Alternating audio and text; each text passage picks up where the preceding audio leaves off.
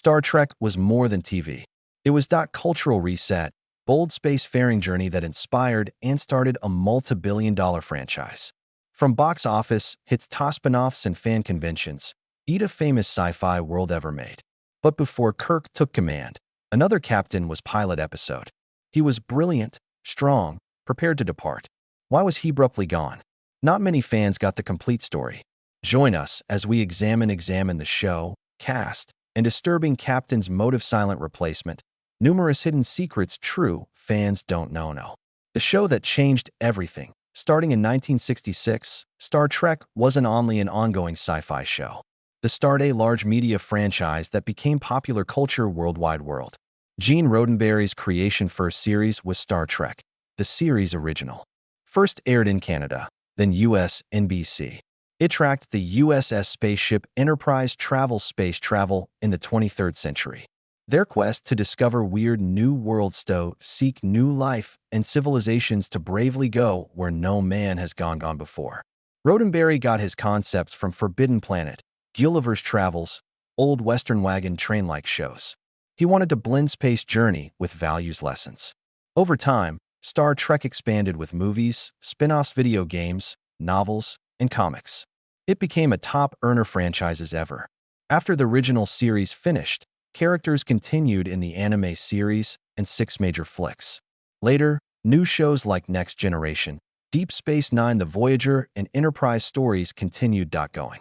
Each happened in another time, but connected original universe. In 2009, Star Trek started over with new films using an alternate timeline Kelvin history. There were new like Discovery, Strange New Worlds, and Picard stream on digital platforms. Some were set beforehand. Original series, while some jumped deep into the 32nd century. Star Trek expanded beyond television. It became its own universe.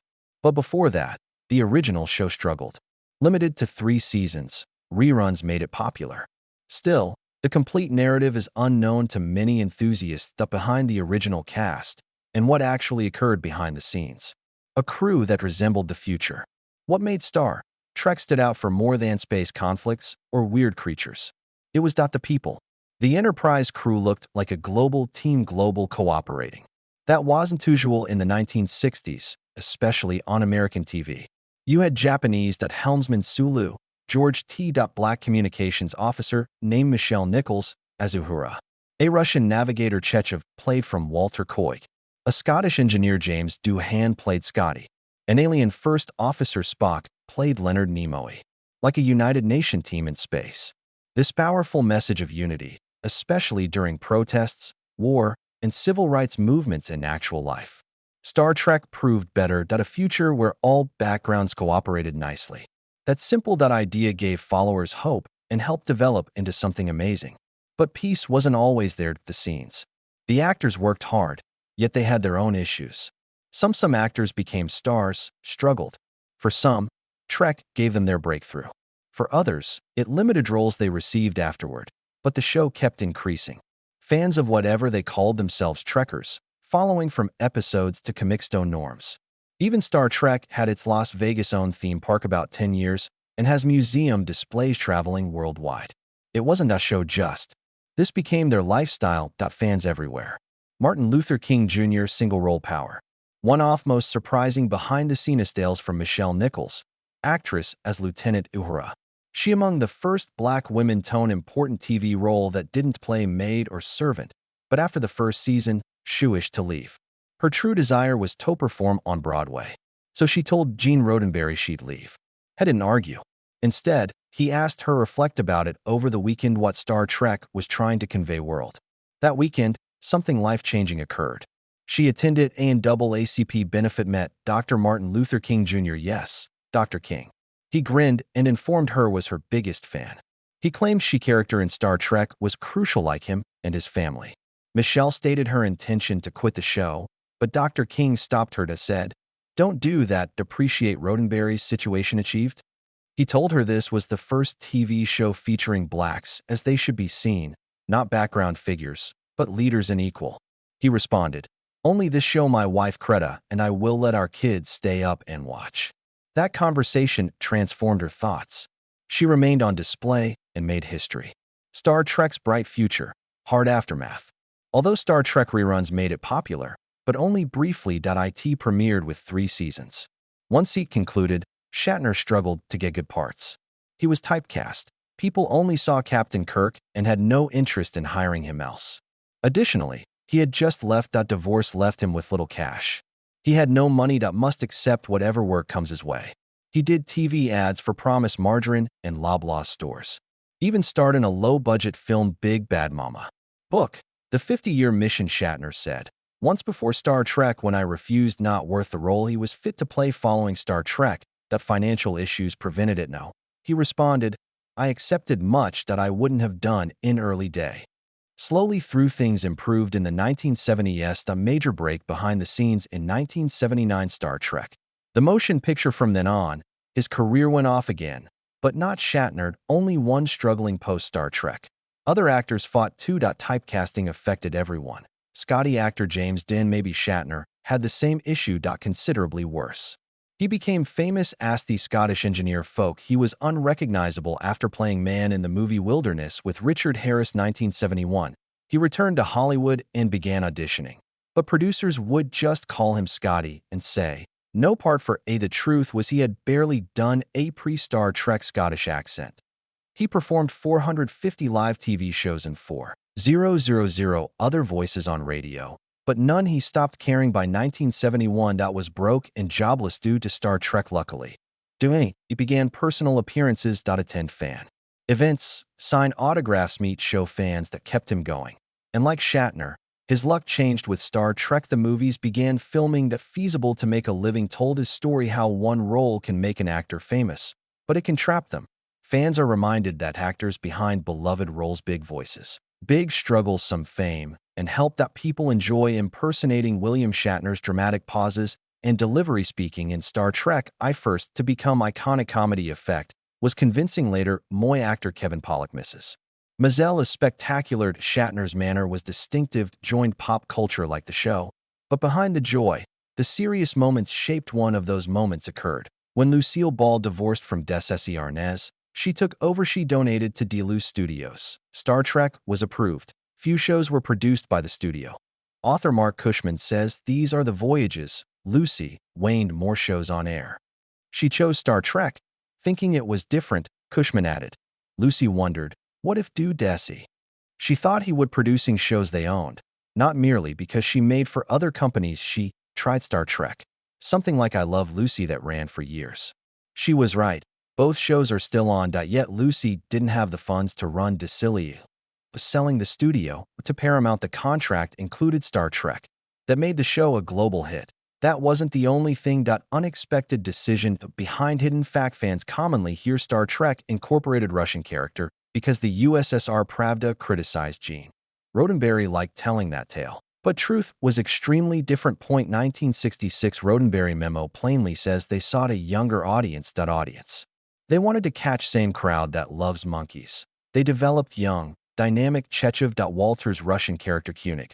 All that Pravda crap. Koig later acknowledged that's ridiculous. It was publicity.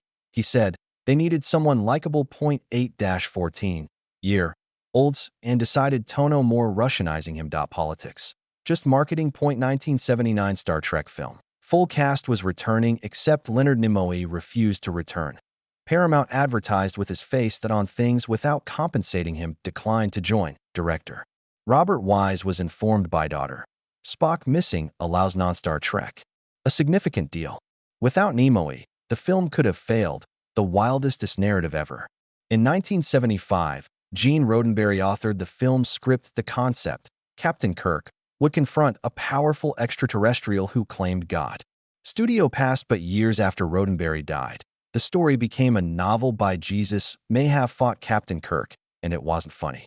The notion was serious, but all this, from lost Spock to godlike aliens, because there was one unexpected story for fans. That anecdote about the first captain who sudden, stealthy replacement. Captain Pike preceded Kirk. William Shatner represented Star Trek. Another captain was there, pilot episode. Captain as Christopher Pike. Jeffrey back then, Jeffrey Hunter was a famous actor with a clean image, strong screen presence, and heartthrob. When Gene Roddenberry invented Star Trek, selected Hunter as showrunner. Hunter USS Enterprise Captain Initial Pilot Episode Star, The Cage. His acting as Pike with serious story is dramatic and angry. That episode featured Pike being strange aliens imprison them on a faraway aliens utilized Talos 4 to try mind tactics to control Pike. They desired his stay on their planet, create a new human group using tricks to catch him, but Pike stayed that he was angry, hateful, and resistance the aliens couldn't. Hunter played the role well. Forceful. He tightened his teeth that resisting with his fists. The rumors say he performed too poorly intense for TV viewers, but not actually. It was the contrary. But his art was captivating. Star Trek got a second opportunity. New pilot. Hunter didn't return.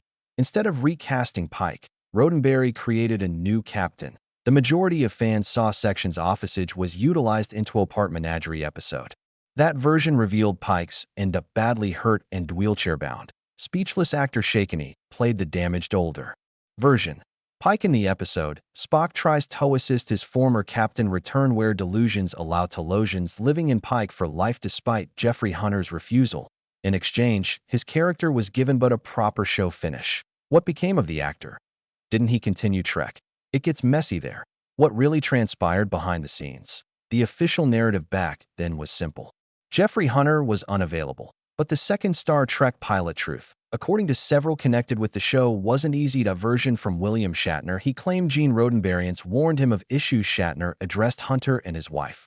Roddenberry criticized tantrums, restrictions, and ultimatums on the table. Instead of dealing under pressure, Roddenberry decided to replace the captain. But not that version is accepted by all. Sources like Star Trek Encyclopedia claim Hunter was unavailable, such as Brian J. Robb in a brief. According to Star Trek Guide, NBC didn't like Hunter in the part, and that not pleased about being linked to a long-running show.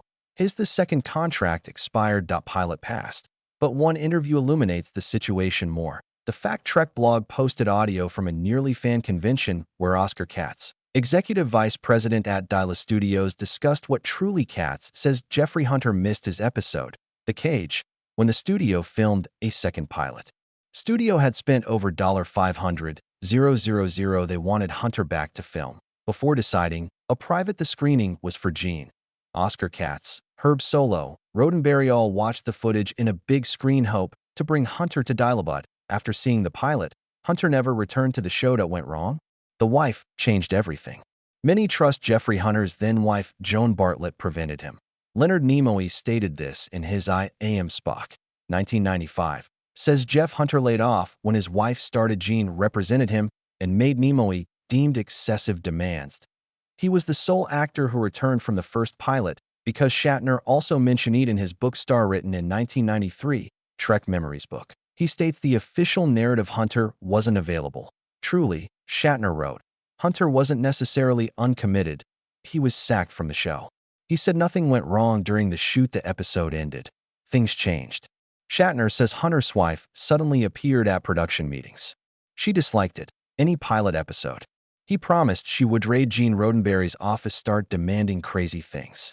One of her Jeffrey should only beta-kin from angles. It appears she want greater influence over her hubby career. He didn't want to deal with it. Instead of retaining the same actor or character, Roddenberry acted boldly. Had designed a new captain, tone, and new series direction. That as Captain James T. Kirk was born, and fans know the rest became Star Trek. History. It's odd to consider that one off-screen opinion could impacted the entire future of franchise. A lasting legacy. Even though Jeffrey Hunter never returned, his Captain Pike role in Star Trek wasn't overlooked. Fans in Menagerie witnessed his character die. Pike appeared older, damaged, and unable of speech, but remembered as powerful leader. Later, others played the part. Sean Kinney played Pike was hurt, and Mount brought figure back in the newer series Trek, Strange New Worlds. But none things would have happened without original Hunter performance.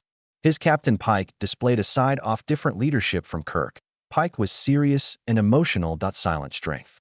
Part of his cage time became significant in Star Trek. It became a major what-if in televised history. If Hunter had stayed, would Roddenberry have kept him as leader? Had Star Trek become same worldwide phenomenon? No one knows for sure, but we know. His unexpected departure changed the show considerably way. Still, fans questioned the genuine reason he didn't return. All signs reference those behind-the-scenes difficulties, notably with his wife.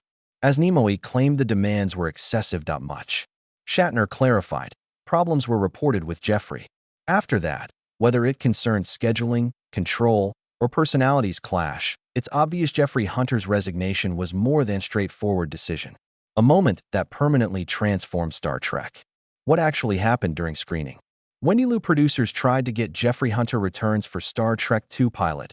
Everything went wrong.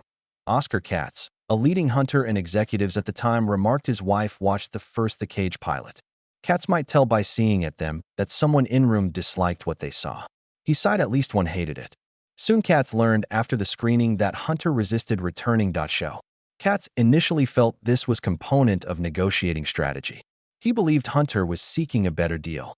So Katz told the company team to talk to Hunter's agent. After a few weeks, nothing was productive.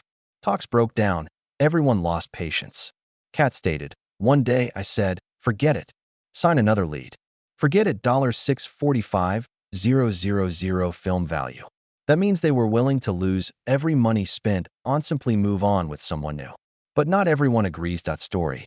Other versions originated from solo. Producer Robert H. Just in book Inside Star Trek.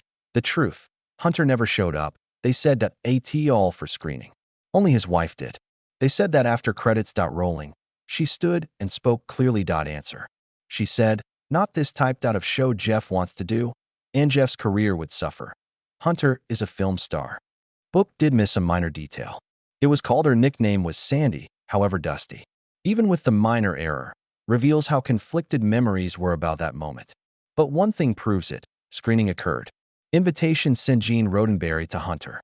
And Roddenberry said in the letter that the network liked Star Trek, but it made me nervous. Odd idea. But the complete narrative went on. Letters from Roddenberry relate another story. Gene Roddenberry wanted Hunter to continue on show, and he wrote to the actor. However, I believe it is crucial that see the film. He said maybe they should sit down and speak soon, and that wouldn't work without Hunter saw final cut. That man seemed hopeful, seeking to persuade actor to give Star Trek a shot. Later, Roddenberry discovered Hunter decided. It wasn't told him directly. Someone else news broke. Then Roddenberry sent another letter. You're told decided against Star Trek. He added, yours. Yes, I must respect your decision. Neither rage nor drama was in his response. He denied holding a grudge, ill will, and would continue for public and private reflection. I gained respect for you during production of our pilot. Roddenberry calm and respectful, even although this choice altered the future Star Trek forever. Well, why did Hunter or his wife once took away from anything big? According to writer James Van Hees, wrote Star Trek creator, it may have boiled down to one idea. He pinned Hunter's wife persuaded science fiction was beneath actor him. She believed it was inadequate. For Jeffrey Hunter. Sadly, that may have been wrong. By that, Hunter's biggest film roles were behind him.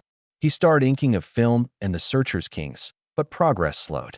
Headed shortly after in 1969, The Cage was his only Star Trek appearance. His brief tenure left a mark. Significant franchise impact. And many after years, someone new would bring Captain Pike revived. Passing the new Captain Pike takes the torch.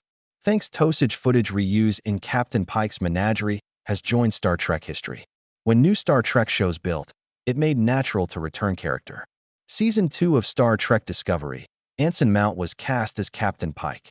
And not a random choice. Other Cage characters appeared back, featuring Ethan Hawke. Spock Rebecca plays Peak and number 1. Roma. Even odd aliens, the Tloyans returned. They were fans excited. The old characters caused a wave of interest, which led Paramount make Star Trek, Strange New Worlds. The series focused exclusively on Pike and his missions aboard USS Enterprise. Following the before the original series, Cage with Kirk.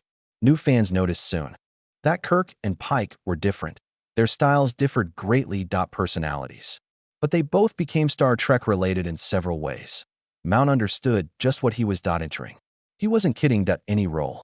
He adopted a character. It had emerged once, but still valued by lifelong admirers. That's where things got emotional.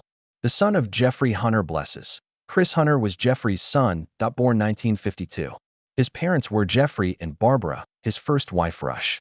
Later, Jeffrey married Joan, same woman who attended Bartlett the screenings and reportedly made amends.